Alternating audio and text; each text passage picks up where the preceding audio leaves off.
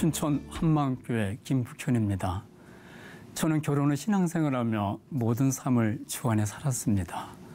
그러다 보니 사람들에게 존경을 받았지만 하늘의 것으로 살지 못한다는 답답함이 늘 있었는데요. 아들의 의료사고를 통해서 부활하신 예수님을 만나고 바울과 같이 온전히 하늘의 것으로 살게 된 간증을 나누고자 합니다. 저희 고향은 산, 바다, 호수가 어우러지는 아름다운 동해안 바닷가입니다. 전 사랑이 많으신 부모님의 이남 삼녀 장남으로 태어났습니다. 내성적인 성격이었던 저는 학창시절 학교를 가려면 꼭 여학교를 지나가야 되는데 부끄러움이 많다 보니 한참 돌아서 가곤 했어요. 100m 전방에 여학생이 보이면 얼굴이 붉어지고 가슴이 두근두근 고개를 숙이고 지나가곤 했습니다. 이런 제가 아내를 만난 건 제 일생에 가장 큰 행운이었습니다. 그런데 연애 시절 어느 날 갑자기 이제 그만 만나자고 하더라고요. 정말 낙심이 되었습니다. 그때 저는 직장도 그렇고 제 자신이 참 별별없다는 생각에 포기하려고 생각했는데요. 마지막으로 한 번만 만나자고 전화를 했고 아내는 쌀쌀한 표정으로 나왔어요. 간단히 말하세요. 할 말이 뭐예요? 굉장한 말에 주눅이 들었지만 은영 씨, 좋습니다. 그만 만나겠습니다. 그 대신 조건이 있습니다. 은영 씨와 똑같은 분을 만나기 전 포기하겠습니다. 34년 전 일이지만 지금 생각해봐도 어떻게 이런 멋진 말이 내 안에서 나왔는지 도저히 이해가 되지 않습니다. 저 자신도 놀라워요. 누군가 제 일생에 가장 용기 있는 일이 무엇이었는가 묻는다면 아내를 포기하지 않고 만난 일이라고 말하고 싶습니다. 천지 만물을 봐도 그렇고 지난 날을 돌아봐도 누군가 제 삶을 도우시고 인도하신 분이 있을 것 같았어요. 그런데 결혼 후 아내를 따라 교회를 가면서 그분이 하나님이라는 것을 알게 되었습니다. 그때부터 주 안에서 참 열심히 신앙생활을 했습니다. 서울 송파대로변에 사업을 시작하면서 간판에 십자가를 달고 하나님이 나의 삶의 주인이심을 고백하며 사업을 하였습니다. 교회를 처음 다닐 때부터 주일 성수는 물론 예배 시간은 주님과 약속으로 생각하며 30여년 긴 시간을 지켰습니다. 교회 내에서도 성가대, 교사 등 맡은 직분에 최선을 다해 감당하며 언제나 하나님의 기쁨이 되기 원했고 이 모든 헌신은 날 구원하신 그분의 은혜에 보답하는 것이라고 생각했습니다. 주님은 사업에서든 가정에서든 언제나 좋은 곳으로 채우셨고 함께 하심 느끼게 하셨어요. 내가 가고 있는 이 길 끝에는 주님의 나라가 있고 내가 사랑했던 주님이 나를 기쁨으로 맞이해 주실 것이라고 믿었습니다. 아내는 저와 너무도 달랐지만 주님 안에서 세워진 가정에게 있는 그대로를 품을 수 있었는데요. 부유한 환경에서 넉넉하게 살아온 아내는 옷을 사더라도 비싸고 고급스러운 메이크를 사는 반면 저는 늘 저렴하고 검소한 생활을 했어요. 너무 다른 환경에서 살다가 만났기 때문에 옷 하나 사는 것부터 다른 면이 많았지만 제 의견이나 생각을 주장하지 않았고 아내가 원하는 대로 맞추어 주었어요. 그렇게 결혼하고 지금까지 가정에서 언성을 높이거나 싸운 적이 없었습니다. 아들과 딸도 큰소리 한번 치지 않고 키웠는데요. 우리 집엔 제 차와 아들 차가 따로 있었는데 어느 날 아들과 함께 외출할 일이 생겨서 차 한 대로만 가자고 했어요. 그런데 아들이 차는 타라고 있는 건데 각자 타고 가면 되죠. 아빠 생각을 강요하지 마세요 하더라고요. 순간 마음은 조금 상했지만 집에서 가만히 생각해 보니 아들은 그렇게 생각할 수도 있겠구나 싶었습니다. 그래서 아들에게 아들아, 너 생각과 내 생각이 다를 수 있는데 내 생각대로 강요해서 미안하구나 했습니다. 그러자 도리어 아들이 죄송하다며 사과를 하더라고요. 사업을 할 때도 마찬가지였어요. 내가 조금 손해를 보더라도 상대방이 편안해진다면 주 안에서 아름다운 일이라고 생각했습니다. 그래서 사업장을 찾는 모든 사람들에게 계산적으로 대하기보다는 불편하지 않도록 배려를 해줬습니다. 작은 물품을 구입하든 큰 물품을 구입하든 모든 사람에게 친절하게 대했고요. 어렵고 힘든 사람들에겐 거저도 주었습니다. 한 분은 어느 손님이 건축자재를 가지고 와서는 차일피일 미루며 물건값을 안 주는 거예요. 아침에 전화하자니 가족들이 불편할까 봐 못하겠고, 저녁에 전화를 하자니 하루 종일 피곤하게 일하고 들어온 사람에게 돈 얘기를 못하겠더라고요. 상대방을 생각하다 보니 재촉할 수도 없었고 주지 않으면 포기하려고 생각했는데요. 아내가 이 사실을 알게 됐고 당신 뭐 하는 거나 하며 앞장을 서더라고요. 그 집 앞에서 저는 여보 수박을 한 통 사가지고 들어갑시다 했더니 아내는 무슨 수박을 사요? 그냥 가요 하며 가는 거예요. 저는 그 집에 들어가지는 못했고요. 아내가 대신 들어가서 결국 물건값을 받아왔지요. 주안에 최선의 삶을 살던 저는 평소에 꿈꿔왔던 선교사들을 섬기는 선교센터를 운영하고자 시골로 내려갔습니다. 새롭게 섬기게 된 교회 안에서도 성도들을 배려하고 섬기는 삶을 살다 보니 저를 참 좋아했어요. 많은 분들이 제 믿음도 최고라고 했고 처음 보는 분들은 제가 목사님인 줄 알았다고 했습니다. 어느 날 아들은 저에게 청년부에서 설문지 작성을 했는데 가장 존경하는 사람으로 아빠를 뽑았다고 하더라고요. 이렇게 주변 사람들의 인정과 존경을 받았지만 저는 남이 모르는 염려가 많았습니다. 사업에 대한 염려, 사는 것에 대한 염려, 믿고 맡긴다 하였지만 주께 온전히 맡기지 못하고 있었거든요. 제 신앙의 모델은 바울이었는데요. 아무리 봐도 바울은 이 땅의 것에 매여 있지 않았는데 나는 왜 구원받은 자로서 왜 바울처럼 온전히 하늘의 것을만 살지 못하나는 고민이 늘 있었어요. 그러던 중 아들이 예기치 않은 의료사고로 다시 서울로 이사오게 되었습니다. 당시 아들은 가슴이 답답하다며 서울에 있는 대학병원에 다녀오겠다고 집을 나섰는데요. 입원할 검사를 받던 중 3일 만에 폐렴으로 먼저 사경을 헤매게 되었습니다. 그런데 다음날 숨쉬기 위해 목에 연결했던 호수가 빠져서 의식 없는 내사 상태가 되고 말았습니다. 병원에서는 40년 만에 처음 있는 일이라며 아들이 젊으니까 곧 일어날 것을 했지만 의식은 돌아오지 않았습니다. 저는 마음이 아프고 힘들었지만 일부러 그런 것도 아니고 잘못을 따지고 싶지 않습니다. 지금 아들 위해 가장 최선의 방법이 무엇입니까? 물었는데요. 담당 의사는 중환자실에 있는 것이 가장 최선의 방법이라고 하더라고요. 부모로서 사랑하는 아들에게 아무것도 해줄 수 없었기에 아들의 모습을 보면 마음이 아팠습니다. 그럴 때마다 주님의 부르심이라 생각하며 무릎을 꿇었습니다. 그러던 중 아내가 한마음교회 성도들의 간증을 보라고 하더라고요.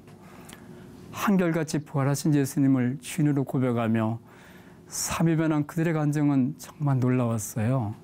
저는 그 교회가 너무 궁금해서 찾아가게 되었습니다. 처음 참석한 예배에서 뜨거운 찬양과 기도, 목사님 확신에 찬 외침, 성도들의 진솔한 간증을 들으면서 주님을 향한 그들의 뜨거운 마음을 느꼈습니다. 한마음교회에서는 부활에 대해 집중적으로 이야기를 했습니다.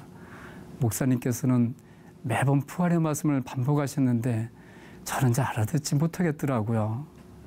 그러던 어느 날 창조주가 오셨다 가셨는데 그냥 가셨겠는가? 믿을 만한 증거를 주셨다고 말씀하시는 거예요. 집에 돌아와 사복음서와 사도행전을 다시 보게 되었습니다. 거기에서 제자들의 변화를 새롭게 보게 되었어요. 도마는 우리도 주와 함께 죽으러 가자는 고백도 했었지만 예수님이 십자가에 달려 돌아가실 때 죽음이 무서워 도망을 갔더라고요.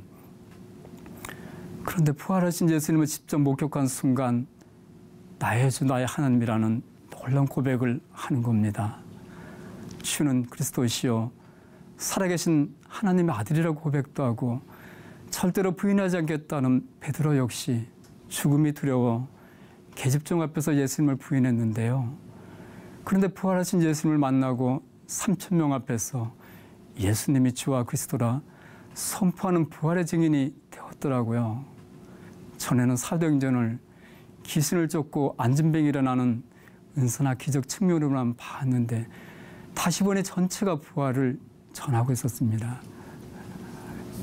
예수님을 부인했던 자들이 무엇을 보았기에 변했는가? 그것은 죽은 예수가 성경대로 다시 살아나신 거 부활 사건이었어요. 구약의 수많은 예언의 말씀들, 이사야서, 미가, 스가랴서, 시편 등의 말씀은 이 땅에 오시고 죽으시고 부활하실 이분에게 초점이 맞춰져 있었습니다. 부활하지 않았다면 십자가에 달려 죽은 예수는 한나 죄인 중에 한 사람일 뿐이요, 그분의 모든 말도 거짓었을 것인데 성경대로 죽으시고 성경대로 다시 살아나신 예수님은 바로 하나님이셨고 그분의 말씀은 창조주의 말씀, 곧 진리였습니다. 요한복음 2장에 기록된 대로 제자들은 예수님의 죽은 자 가운데서 살아나신 후에야 성경과 예수님의 말씀을 믿게 되었던 것이었습니다. 그렇다면 부활하신 예수님을 만나기 전 그들의 믿음은 다 무엇이었던가? 신념이었던 말이 아닌가? 그 순간 제자들이 아닌 저의 믿음의 실상이 그대로 보이는 것 같았습니다. 부활이 없으면 너희의 믿음도 헛되고 너희가 여전히 죄 가운데 있을 것이라고 하시는데 증거 없이 믿은 저희 신앙은 온통 신념이었고 간병일 뿐이었습니다.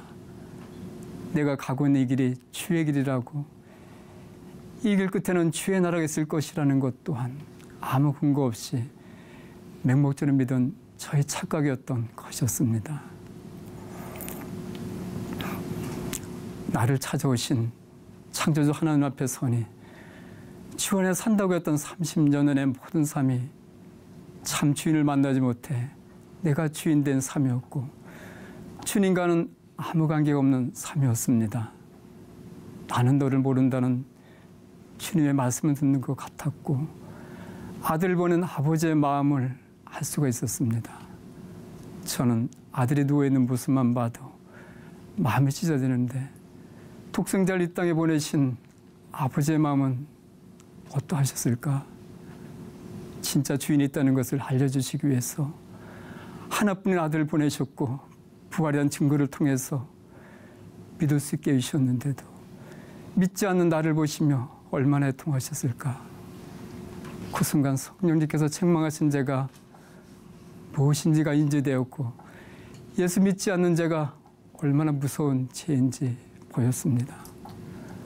저는 아들 보내신 아버지 앞에 엎드려 용서를 구할 수밖에 없었습니다. 아버지, 잘못했습니다. 저는 참 주인을 만나지 못한 자였고 여전히 그분을 문 밖에 세워두었던 자였습니다. 제가 무엇인지를 모르고 내가 주인데요, 하나님 일을 한다고 했습니다. 하나님이란 예수를 믿는 것인데 근본부터 잘못됐기에 그렇게 힘들었나 봅니다. 예수님 믿지 않는 죄를 회개합니다. 부활하신 예수님은 나의 주 나의 하나님이십니다. 회개하고 예수를 주로 모시니 멀리만 느껴졌던 그 하늘나라가 아주 가까이 느껴졌습니다. 힘했던 하늘길도 하나님께 주신 증거, 부활을 통해 이젠 선명하게 볼 수 있습니다. 부활로 나를 지으신 예수님이 창조주 하나님이심 확증되니 이분에 대해 예언되어 있던 구약과 예수님 하신 신학의 모든 말씀을 믿을 수 있게 되었습니다. 예수님을 주로 믿은 저는 영원한 것을 소망하며 부활의 증인으로 사명을 감당하고 있습니다. 맹목적인 신앙에서 벗어나 흔들리지 않은 부활이라는 반석에 세워진 믿음으로 성경의 모든 말씀을 누리게 하신 하나님의 은혜에 감사합니다. 어느 날 병원에 보이는 거실에 앉아 며느리에게 이렇게 말하였습니다. 얘야, 지금 모든 것이 꿈만 같구나. 아들에게 이런 일 없었다면 우리가 부활의 주를 만날 수 없었겠지. 비록 마음은 아프지만 아들 통해서 우리 가정을 살리려 하신 하나님의 마음이 보이는구나. 다른 사람 어떻게 생각할지 모르지만 나는 날 잘한단다. 주님을 섬긴다면서도 신앙의 갈등과 삶의 염려에 근심하며 힘들었었고 모든 걸 주께 맡긴다 하였지만 온전히 놓지 못한 나의 모습을 말이야. 그러나 이젠 부활의 주님을 만나 그분을 나의 주로 섬기면서 자유함을 얻었단다. 하늘의 땅보다 높음 같이 내 길은 너희 길보다 높으며 내 생각은 너희 생각보다 높으리라지 말씀처럼 이 모든 일들은 합력하여 선을 이루신 그분의 부르심이라 생각한다. 우리 이제 그분의 부르심에 순종하고 더 영원한 하늘의 것으로 가볍게 살자구나 하고 제 마음을 나누었습니다. 지금은 바울 고백처럼 나의 달려갈 길과 주 예수께 받은 사명, 곧 하나님의 은혜 복음 증거의 일을 마치라면은 나의 생명을 조금도 아끼지 아니하노라 했던 동일한 고백으로 사명을 감당하고 있습니다. 저는 지금 독서실을 운영하고 있는데요. 이 독서실이 복음을 전하는 터전임을 알게 되었습니다. 저는 독서실에서 시험을 준비하는 청년 학생들에게 이런 질문을 합니다. 우리의 삶이 끝나는 날 딱 한 번 돌이킬 수 없는 시험이 있는데 예수님께서 너희 주인이 누구냐고 물으신단다.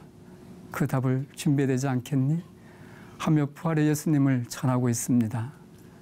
그리고 아들이 입원한 병원에서는 의사와 간호사에게 육체 생명뿐만 아니라 영혼을 사랑하는 의사가 되어야 하지 않겠냐고 낙심하는 자들에게 영원한 생명이신 부활의 주님을 전하고 영원한 소망을 전하는 자가 되기를 원한다고 말해주었고 부활하셔서 지금도 살아계신 예수님을 소개했습니다.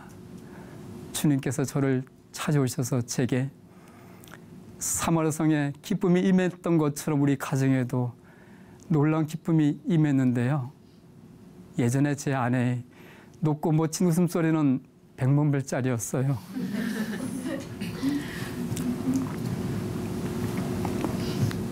그러나 아들이 의료사고 그 웃음소리는 2년 넘도록 듣지 못했고 사람들과 연락을 끊고 만나질 않았어요. 그런데 제 아내가 부활의 예수님을 만나 그 웃음을 되찾았고 사마리아성에 임한 기쁨이 우리 가정에도 임했습니다. 네. 아내를 만나는 사람마다 복음을 전하며 기쁘게 하늘의 삶을 살고 있고요.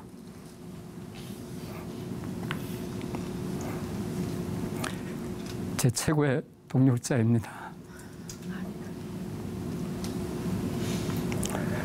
저는 사람들에게 인정받고 존경하는 사람이었지만 땅의 것이며 영원한 하늘의 것을 누리지 못하고 살았는데요.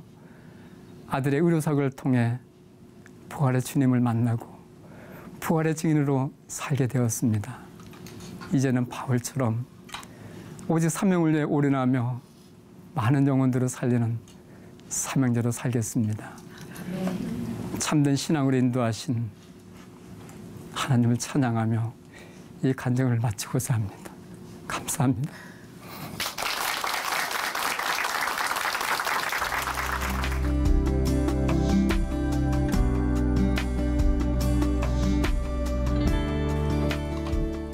안녕하세요. 저는 춘천 한마음교회 박현희입니다. 제가 주인되어 선택한 삶의 끝은 집안의 몰락이었습니다. 그러나 제 마음의 주인이 저에서 예수님으로 바뀌니 인생의 문제들이 풀리기 시작했습니다. 그리고 고난은 더 이상 제게 두려움이 아니었습니다. 지금부터 그 간증을 하고자 합니다. 저희 외가는 신실한 믿음의 가정이었어요. 이런 믿음의 가정에서 자라신 엄마가 예수님을 믿지 않은 아버지와 결혼을 하셨고 아버지는 엄마를 교회 못 나가게 핍박을 하셨어요. 교회 가면 교회 불을 지른다고 하셨어요. 그래서 엄마는 교회 못 나가셨지만 저희 자녀들은 교회 다니게 해주셨고요.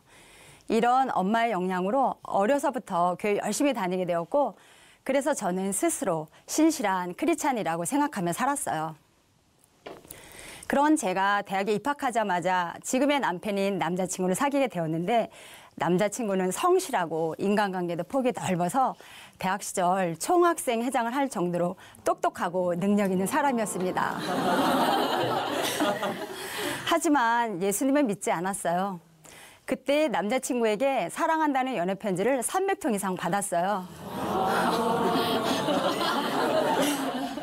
그 첫 편지에 뭐라고 썼냐면 도서관에서 공부를 하면 졸릴 텐데 너에게 편지를 쓰니 눈알이 굴러나올 듯이 막다.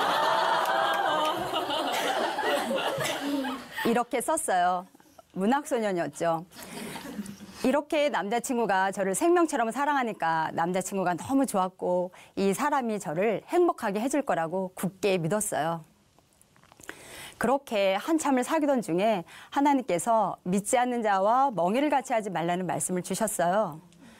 저는 그 말씀을 하나님 말씀으로 받고 군대에 간 남자친구에게 헤어지자고 편지를 썼어요. 그런데 남자친구는 절대로 헤어질 수 없다면서 군대에서 탈력해서 나왔어요. 저랑 헤어지느니 차라리 죽겠다고 기찻길에 뛰어들었어요. 그렇게 난리를 쳤습니다. 일이 이쯤 되니까 진짜 사람이 죽을 것 같았어요. 그래서 결국 하나님 말씀을 어기고 제 생각대로 제가 사랑하는 남자친구와 결혼하기로 결정해 버렸습니다. 하나님이 아닌 남자를 선택한 겁니다. 남자친구가 예수님을 믿지는 않았지만 저를 생명처럼 사랑하니까 저희의 결혼 생활은 당연히 행복할 거라고 믿었어요. 그리고 또 결혼하면 저를 따라 믿음 생활을 잘하게 될 거라고 굳게 믿었어요. 결국 많은 우여곡절 끝에 9년을 사귀고 결혼을 하게 되었습니다. 그런데 결혼하고 남편은 교회 가지 않았어요. 그러니까 저도 교회에 자주 빠지기 시작했고요. 점점 하나님을 멀리하게 되었습니다. 서서히 하나님에 대해 관심이 없어지기 시작하더니 나중에는 그냥 적당히 세상과 타협하며 살았습니다. 결혼을 하고 보니까 하나님보다 남편이 더 소중했고 하늘나라보다 이 세상이 더 좋아 보였습니다. 그렇게 1년을 살았는데 어느 날 갑자기 남편이 이혼을 하자는 거예요. 기찻길에 뛰어들 정도로 사랑한다던 남편이 이혼을 하자고 하니까 인생이 쿵 하고 무너져 내리는 것 같았습니다. 이혼은 생각지도 못한 일이었거든요. 남편의 사랑을 굳게 믿고 하나님 말씀을 어기면서까지 결혼했는데 결과는 이혼하자는 것이었습니다. 남편을 그렇게 믿었었는데 이혼이라니요. 이혼이라는 말을 듣는 순간 저는 절대로 사람은 믿을 게 못 된다는 것을 알게 되었습니다. 이런 남편의 배신에 저는 이 세상의 실상을 정확히 보게 되었습니다. 그리고 그 순간에 모든 것을 다 알겠더라고요. 요한복음 1장 5절에 이 세상이 어둠이라는 것과 요한일서 2장 16절에 이 세상은 육신의 정욕을 추구하는 곳이라는 것을 알게 되었습니다. 사람의 사랑은 변하는구나. 변하지 않을 것 같던 남편의 사랑도 변하는구나.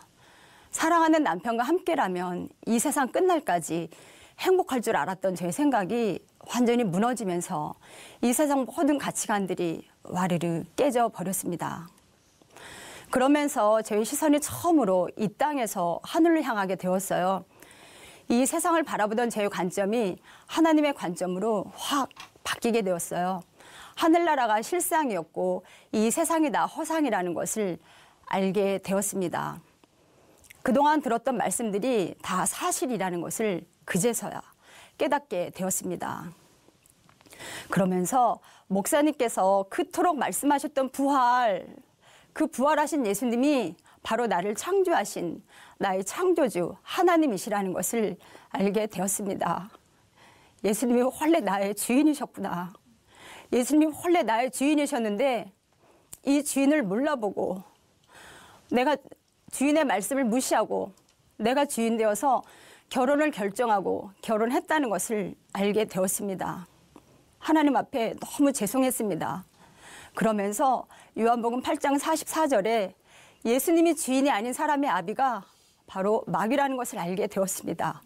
내 아비가 마귀였다니 그 말씀을 보는데 난 그냥 지옥이구나 알겠더라고요. 내가 주인 되어 살아온 죄의 결과는 지옥이었습니다.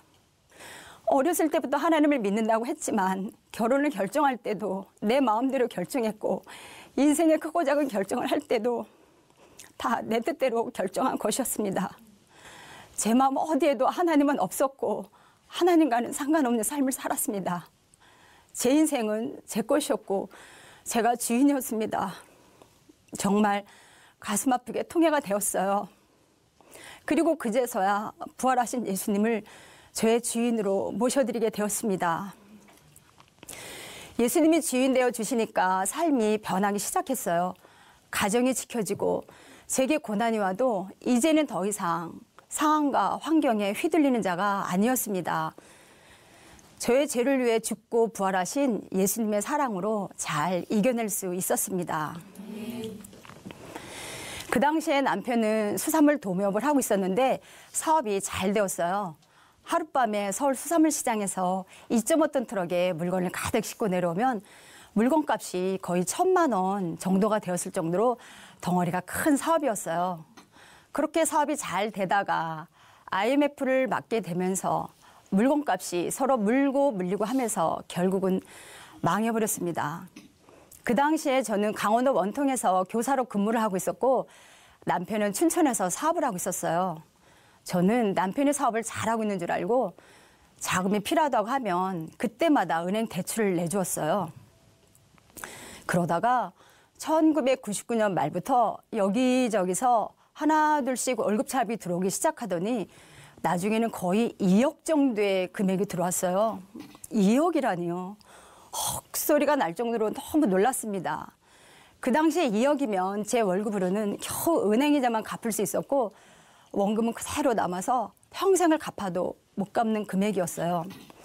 결국 하루아침에 모든 것을 다 잃어버리게 되었고 많은 빚쟁이들에게 시달리는 신세가 되어버렸습니다.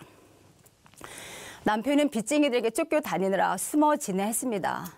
그래서 남편에 대한 가게를 제가 직접 나서서 처분해 했고 또 많은 빚쟁이들을 제가 직접 상대했습니다. 밤에 불을 켜고 살 수가 없었어요. 집에 불이 켜지면 사람이 있는 줄 알고 빚쟁이들이 막 들이닥치니까 불을 켤 수가 없었어요. 그래서 밤에는 깜깜하게 암흑으로 지냈어요. 하루는 퇴근해서 집에 왔는데 초등학교에 다니는 아들이 전화국에서 전화요금을 안 내서 전화가 끊긴다고 연락이 왔다는 거예요. 그래서 아들에게 어떡하냐 했더니 아들이 엄마 괜찮아요. 전화가 한두 번 끊기는 것도 아니잖아요. 하더라고요. 그리고 또 부모님께서 물려주신 2층 양옥집마저도 다 날려버리게 되었습니다. 사업이 망하게 되자 그렇게 추진력 있고 능력 있던 남편은 완전히 무기력해졌습니다. 그러던 어느 날 견디다 못해서 대학생들이 주로 사는 대학교 앞에 10평 원룸 월세를 얻었어요.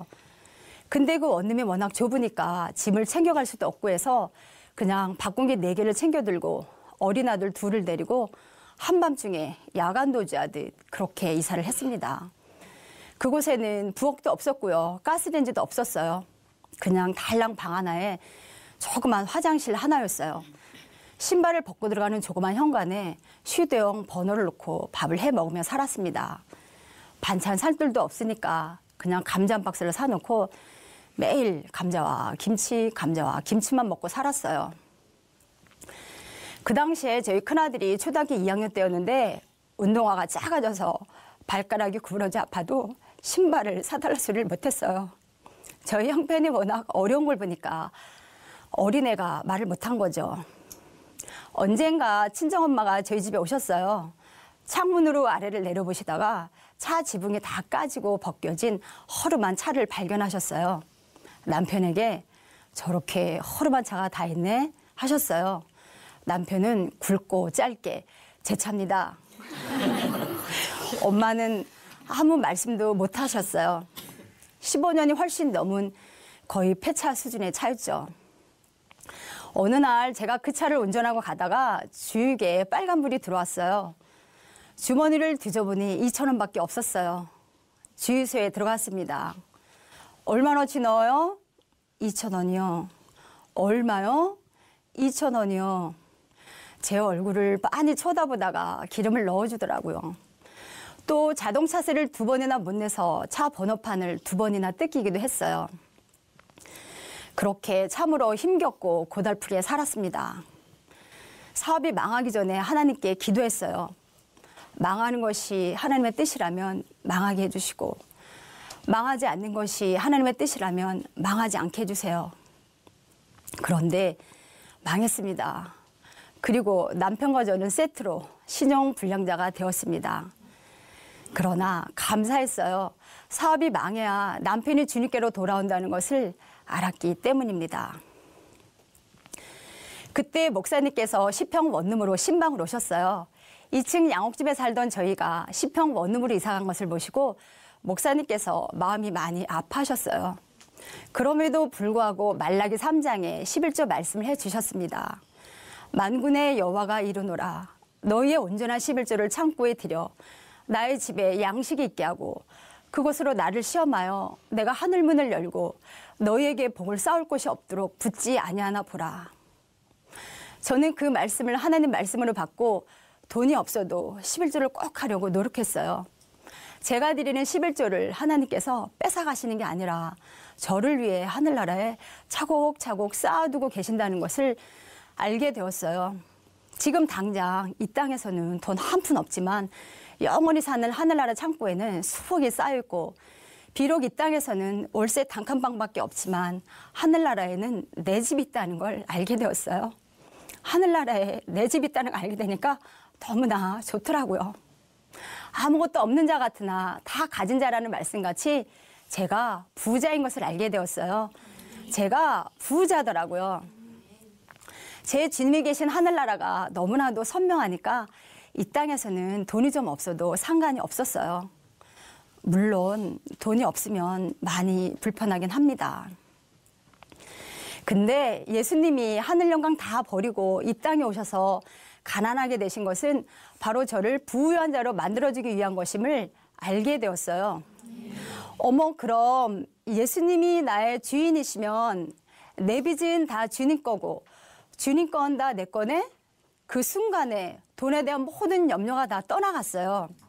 내 모든 빚을 주님께서 다 해결해 주실 거라는 믿음이 생겼어요. 그러면서 이 땅에서의 삶이 나그네 삶이라는 것을 알게 되었습니다. 이 땅에서의 삶은 휴가철에 잠시 바닷가에 가서 2박 3일 텐트 치고 놀다가 돌아오는 것과 똑같다는 것을 알게 되었어요.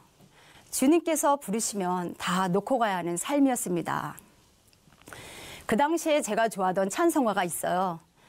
우리 서로 받은 그 기쁨은 알 사람이 없도다. 저는 이렇게 주님과의 사랑에 푹 빠져 살았습니다. 그때부터 시평 원룸에 살아도 불평하지 않았어요. 그런 저를 보며 남편은 행복해했고 남편과 제가 행복하니 아이들도 무럭무럭 잘 자라주었어요. 고린도후서 4장 말씀처럼 사방으로 의교쌈을 당해도 쌓이지 않는 삶을 살게 해주셨어요. 쫄딱 망했음에도 불구하고 이 교무실에서 나처럼 행복한 사람이 또 있을까라는 생각을 하며 살았어요. 그러면서 항상 기뻐하라, 범사에 감사라는 말씀은 저의 상황과 환경에 상관없이 누릴 수 있는 말씀이라는 것을 알게 되었습니다.